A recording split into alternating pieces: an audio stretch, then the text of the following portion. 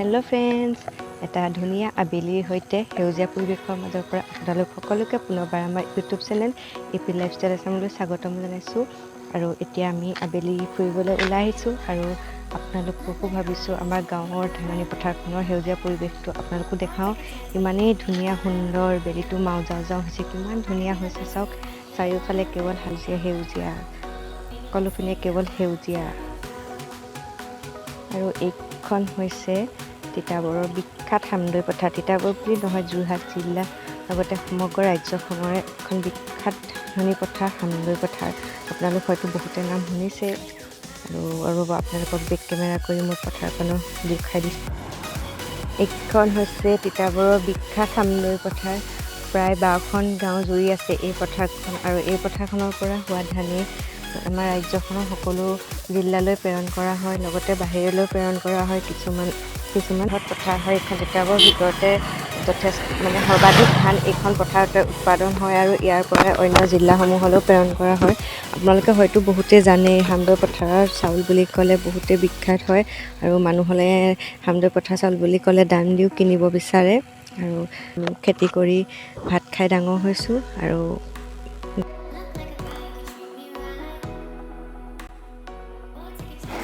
এই পথাৰখনৰ এটা বিশেষত্ব হ'ল, ইয়াত পথাৰৰ মাজত কোনো ধৰণৰ গছ নাই। অন্য পথাৰত যেনেদৰে গছ দেখিবলৈ পোৱা যায়, কিন্তু এই পথাৰখনত গছ নাই। সেয়ে ইয়াত খৰালি দিনত পেৰাচুট পেলোৱা হয়। আপোনালোকক মই পাছত পেৰাচুটৰ ভিডিঅ' ভালদৰে দেখাম বাৰু। ৰেল লাইনটো দাঁতিতে আছে বগা পথাৰ। এইখনো ইমান ডাঙৰ নহয়, হামদৈ পথাৰ ইমান ডাঙৰ পথাৰ নহয়, কিন্তু সেইখনো যথেষ্ট ডাঙৰ। এটা কাষেৰে বৈ গৈছে কাছজান নৈ। এতিয়া আমি নৈ দাঁতিলে যাম, আৰু নৈ এইয়া কলগছৰ খেতি কৰিছে। এইপিনে ইয়াত দলনি, ইয়াতো ধান কৰিছে, মাজে মাজে দল গজি আছে, আৰু ইয়াতে গৰু চৰাই থাকে, আপোনালোকক দেখাইছিলোঁ এতিয়া। আৰু এইটো ৰাস্তাৰে অলপ গ'লে তিতাবৰ বিধায়ক শ্ৰীযুত ভাস্কৰজ্যোতি বৰুৱা ছাৰৰ ঘৰ পায়। বেছিকণ নহয়, অকণমান। আৰু এইয়া ৰাস্তা দেখিছে, ৰাস্তাৰ অৱস্থা নাই। বলক এনে অকণমান গ'লে নৈখন পাম এতিয়া।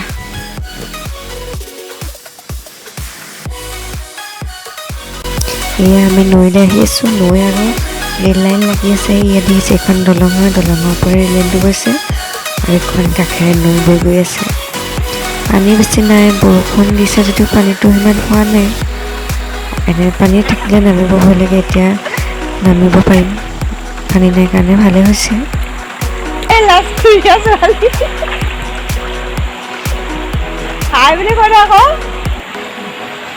এইয়া পানী অলপ অলপ গৈছে, কিমান ধুনীয়া চাওক।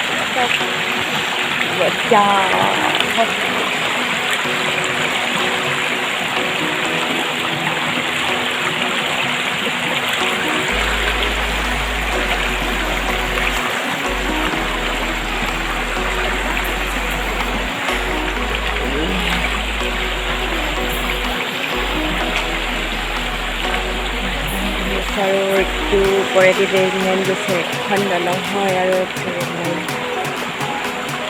ইমান ধুনীয়া, পানী বেছি নাই।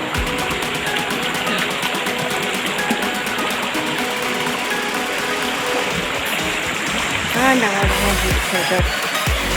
গাঁৱৰ এই পৰিৱেশবোৰ সঁচাই খুবেই ধুনীয়া, নহয়নে? আৰু পাৰ্কতকৈ খুবেই বেছি ধুনীয়া পৰিৱেশ। ইয়াত কোনো ধৰণৰ পইচা দি আহিব নালাগে, বিনা পইচাত এটা ধুনীয়া সময় পাৰ কৰি যাব পাৰি। ইমান ধুনীয়াকৈ পানী বৈ আছে, দেখিয়ে ভাল লাগে, নহয়নে? পানী খোজকাঢ়ি কিমান মজা লাগিছে। খালি শেলাই পৰি আছে, পৰিম বুলিও ভয় লাগিছে। শেলাই পানীত এইয়া একেবাৰে ওপৰলৈকে নৈ পাওঁ, ওপৰলৈ উঠি আহিলোঁ। আৰু এতিয়া আহি আছোঁ ৰেল লাইনলৈ। এগৰাকী ৰেল লাইনৰ ওপৰত আছেগৈ, এতিয়া মই আহি আছোঁ। এয়া ৰেল লাইন।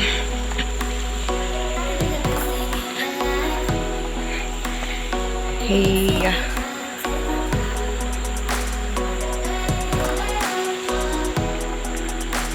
সৰুতে ৰেল লাইনত এনেকৈ খোজকাঢ়োঁ।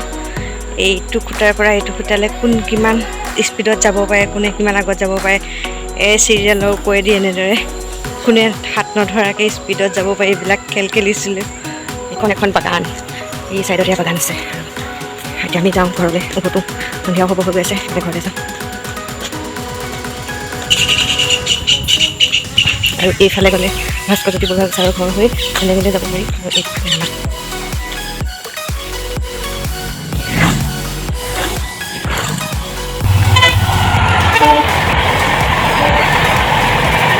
আৰু এয়া আমাৰ গাঁৱৰ নামঘৰ। নামঘৰ আপোনালোককো দেখাওঁ। গোপিনীয়ে নাম লৈছে, নাম লৈ গৈছে। এয়া আহি এতিয়া মই ঘৰ পালোহি। আৰু আজি মই দিনত চুঙাত দিয়া ব্ৰইলাৰ মাংস বনাইছিলোঁ, খাবলৈ খুবেই টেষ্টি হৈছিল। সেইবাবে ভাবিছোঁ ৰেচিপিটো আপোনালোকৰ লগতো শ্বেয়াৰ কৰোঁ। তেন্তে ব'লক এতিয়া ৰেচিপিটোলৈ আগবাঢ়োঁ। মাংসৰ বাবে মই মাংস লৈছোঁ আধা কেজি, আৰু লগত লৈছোঁ নহৰু, আদা, গাজ, পিঁয়াজ, মান ধনিয়া, কেঁচা জলকীয়া, নিমখ, হালধি আৰু মছলা লৈছিলোঁ জিৰা আৰু মিট, আৰু ইপিনে বাঁহৰ চুঙা আৰু মিঠাতেল। প্ৰথমে মই মাংসখিনিত এই সকলোখিনি দি ভালদৰে মিক্স কৰি ল'ম।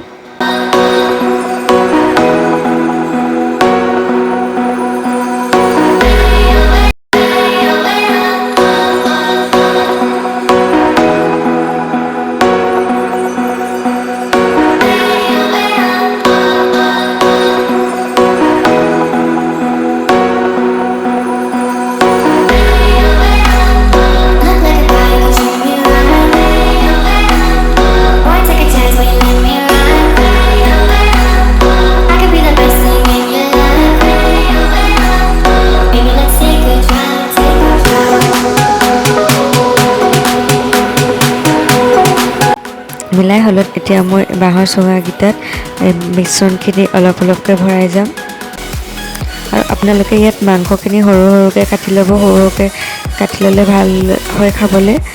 মোৰ কিন্তু আজি মাংসখিনি অলপ ডাঙৰ হৈ থাকিল, সেই চুঙাটোত ভালদৰে সোমাই যোৱা নাই। আৰু সেইদৰে গোটেইখিনি মাংস সুমুৱাই ল'ম।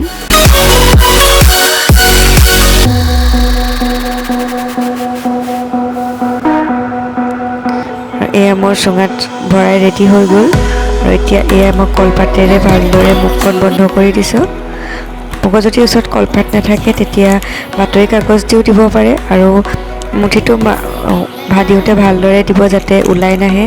ওলাই আহিলে ভাপটো গুচি যাব আৰু যিটি ভিতৰত চাই পৰিবও পাৰে, তেতিয়া খাবলৈও বেয়া হ'ব। আৰু এতিয়া মই এইখিনি জুইত উঠাই দিছোঁ।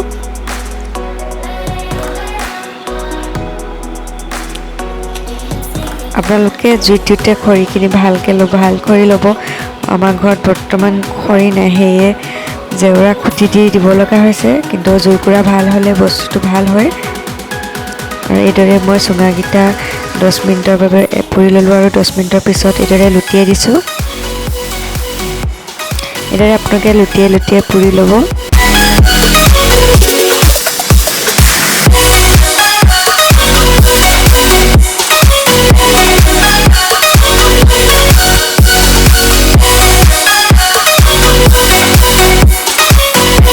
আৰু 30 মিনিটৰ পিছত এয়া মোৰ চুঙা ৰেডি হৈ গ'ল। তাৰ মাজতো মই কেইবাবাৰো লুটিয়াই দিছিলোঁ, সেয়া ভিডিঅ' কৰা নহ'লে। এনেদৰে কমপ্লিট মোৰ 40 মিনিট লাগিছে। আৰু এয়া মোৰ পোৰা মাংস ৰেডি হৈ গ'ল চুঙাত দিয়া। খাবলৈ খুবেই টেষ্টি হয়। আপোনালোকে যদি নাই খোৱা এনেদৰে ব্ৰইলাৰ মাংস খাই চাব। আৰু আজিলৈ ইমানতে সামৰিছোঁ। Bye bye.